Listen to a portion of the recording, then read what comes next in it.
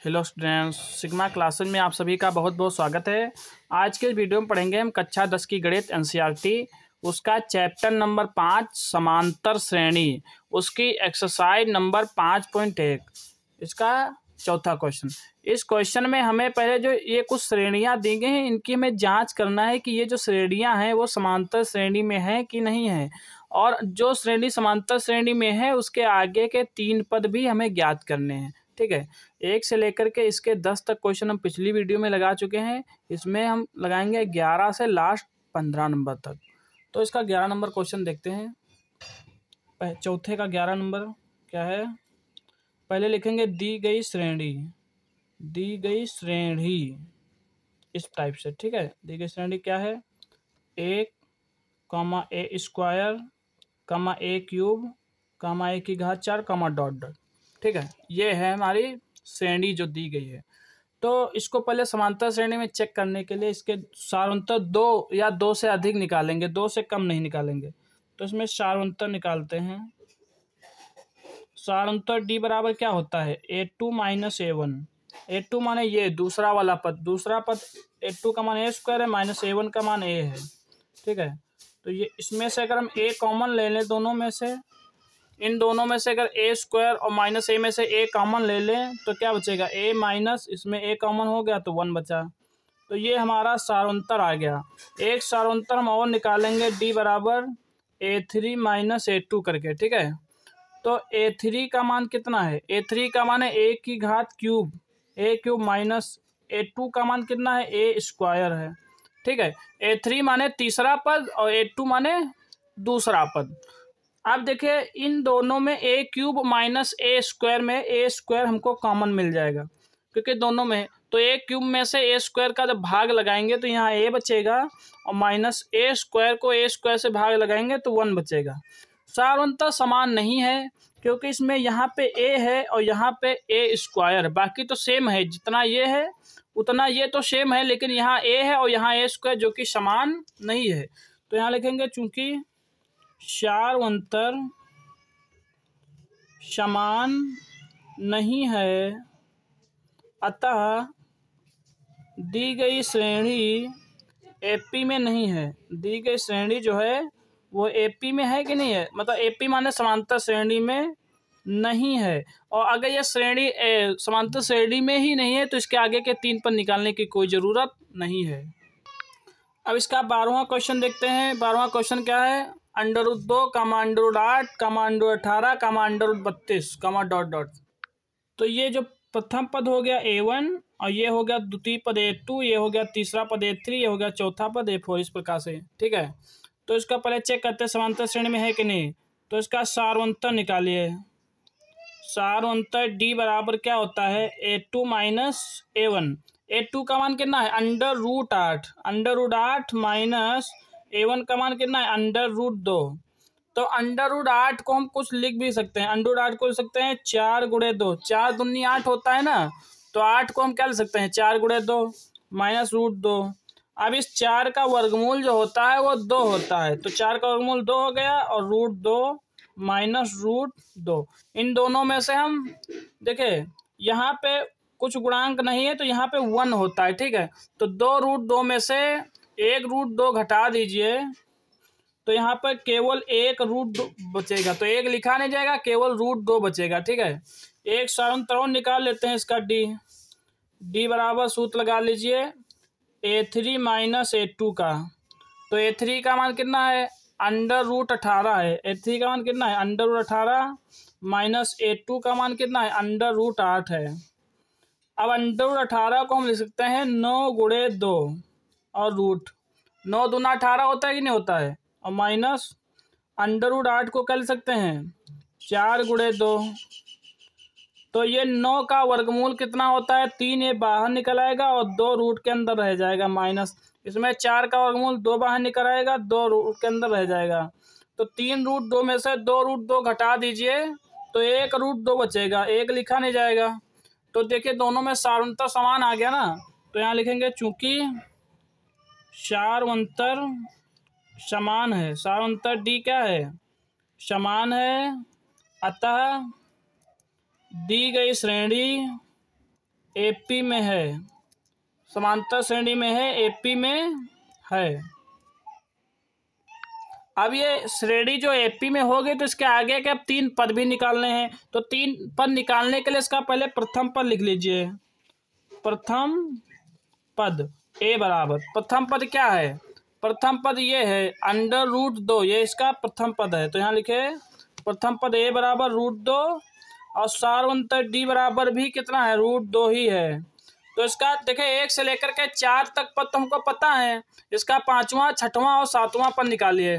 तो इसका 5वां पद निकालिए। 5वां पद, 5वें पद का सूत्र होता है A5 बराबर A + 4D।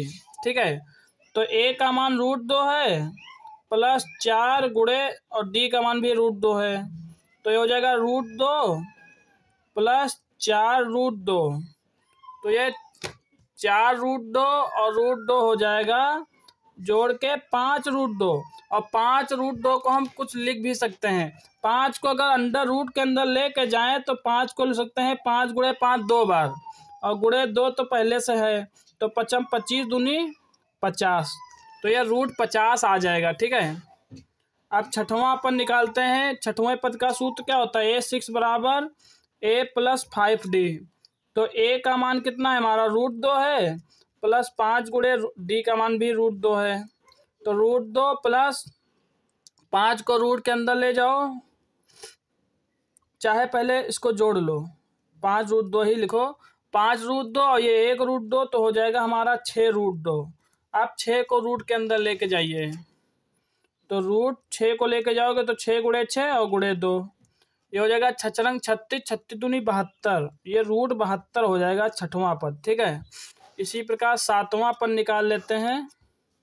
A7 बराबर, 7वें पद का सूत्र होता है A + 6D। A7, A का मान √2 है और प्लस 6 गुणे D का मान भी √2 ही है। तो ये 6 √2 और √2 हो जाएगा 7 √2। तो A7 बराबर 7 को जब रूट के अंदर ले जाएंगे तो ये हो जाएगा 7 गुणे 7 2 बार और गुणे 2, तो ये हो जाएगा 7 × 49 और 49 दूनी होता है 98, अंडर रूट 98 7वां पद हो जाएगा। तो आप लिख देंगे आगे के 3 पद, आगे के मतलब जो समांतर श्रेणी दी गई है उसके आगे के 3 पद क्या हैं? 3 पद √50, √72, √98 हैं। ठीक है, अब इसका 13वां क्वेश्चन देखते हैं। 13वां क्वेश्चन है √3, √6, √9, √12, ... तो इसका प्रथम पद पहले समांतर निकालिए, क्योंकि हमें पता करना है ना समांतर श्रेणी में है कि नहीं है। तो समांतर D बराबर लिखिए A2 - A1। A2 का मान कितना है? √6 है और -A1 का मान √3 है। तो √6 को हम लिख सकते हैं √3 और गुणे 2, 3 दूना 6 हो जाएगा कि नहीं, और -√3। तो इसका रूट अलग अलग लगा दीजिए, इसको लिख दीजिए √3 और गुणे √2, अलग अलग ऐसे भी लिख सकते हैं। ठीक है, और -√3। अब इन दोनों पदों में देखिए √3 कॉमन हो जाएगा, तो √3 को कॉमन ले लीजिए, तो इसमें बचेगा √2 और माइनस इसमें बचेगा 1, पूरा पूरा कॉमन हो जाएगा। और एक सारंतर और निकाल लीजिए, D बराबर कर दीजिए A3 - A2। अब A3 का मान कितना है? तीसरा पद है √9 और माइनस, और A2 कितना है? √6। तो √9 को हम लिख सकते हैं, चाहे बाहर 3 ही निकालो चाहे रूट ही में लिख लो। √9 को लिख सकते हैं √3 गुणे √3। ठीक है, 3 × 9 हो जाएगा कि नहीं हो जाएगा। और √6 को लिख दीजिए √3 गुणे √2, जैसे अभी हमने लिखा था √6 को √3 गुणे √2। तो इन दोनों में √3 कॉमन ले लीजिए। ठीक है, कॉमन ले लिया तो इसके अंदर क्या बचा? √3 बचा और माइनस √2। आप बताइए क्या सारोंतर समान है? देखिए इसमें √3, इसमें भी √3, इसमें √2 लेकिन इसमें √3 आ गया और इसमें 1 की जगह √2 आ गया, तो सारोंतर समान नहीं है। तो यहाँ लिखेंगे चूंकि सारोंतर D समान नहीं है, अतः यह श्रेणी समांतर श्रेणी मतलब AP में है कि नहीं है? AP में नहीं है। ठीक है, AP में नहीं है। इसका 14 नंबर देखते हैं, 1 का स्क्वायर कामा 3 का स्क्वायर कामा 5 का स्क्वायर कामा 7 का स्क्वायर कामा डॉट डॉट। तो इसको पहले इस श्रेणी को ही सही लिख लीजिए। 1 का स्क्वायर होता है 1 और 3 का स्क्वायर होता है 3 त्रिक का 9, 5 का स्क्वायर होता है 5 25, 7 का स्क्वायर होता है 7 से 49 कामा डॉट डॉट। अब ये हुआ, अब ये श्रेणी बनी। तो ये हो गया प्रथम पद A1 या फिर A लिख सकते हैं। ये हो गया A2, ये हो गया A3, ये हो गया A4 डॉट डॉट। इस प्रकार से हो गया। इसका सारांतर D निकालिए। D बराबर क्या होगा, A2 माइनस A1। तो A2 का मान कितना है, 9 है। 9 माइनस A1 का मान 1 है। 9 से 1 गया, कितना बचा, 8 बचा। एक सारांतर D और निकाल लीजिए। A3 माइनस A2 कर दीजिए। A3 कितना है, 25 है। 25 माइनस A2 का मान है 9। तो 25 से जब 9 घटाओगे तो कितना बचेगा, 25 से जब 9 घटाओगे तो बचेगा आपका 16। तो बताइए क्या D समान है, D समान नहीं है। वैसे ही लिख दीजिए, चूंकि सारांतर D समान नहीं आता या AP में नहीं है। इसका 15वां करते हैं। इसका 15वां 1 का स्क्वायर कामा 5 का स्क्वायर कामा 7 का स्क्वायर कामा 73 कामा डॉट डॉट। तो इसको 1 का स्क्वायर 1 कर लीजिए, 5 का स्क्वायर 25 हो जाएगा, 7 का स्क्वायर 49 और कामा 73 को 73 रहने दो कम और डॉट डॉट। अब ये हो गया प्रथम पद A1, ये हो गया A2, 49 हो गया A3, ये हो गया A4।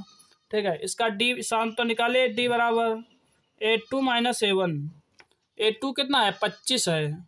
तो 25 माइनस A1 का मान 1 है। 25 में से 1 गया, 24 बचा। तो इसका सारांतर एक आ गया 24। अगर दूसरा भी 24 आ जाएगा तो समझ लो AP में है। तो इसका एक और निकाल ली। D बराबर हो जाएगा A3 माइनस A2। तो A3 कितना है इसका, A3 इसका 49 है। तो 49 माइनस A2 कितना है, 25 है। 49 में से 25 घटाओ, 9 से 5 गया, 4 बचा, 4 से 2 गया 2।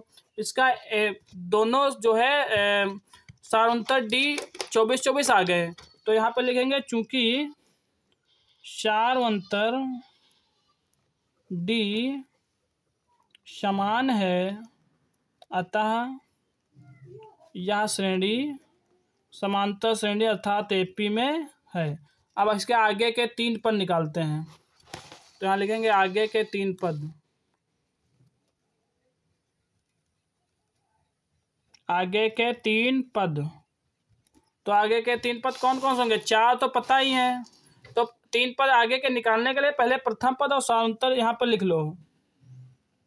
प्रथम पद A बराबर, प्रथम पद A कितना है, प्रथम पद A 1 का स्क्वायर दिया है। 1 का स्क्वायर मतलब 1, प्रथम पद 1 है और सारांतर हमारा D कितना है, 24 है।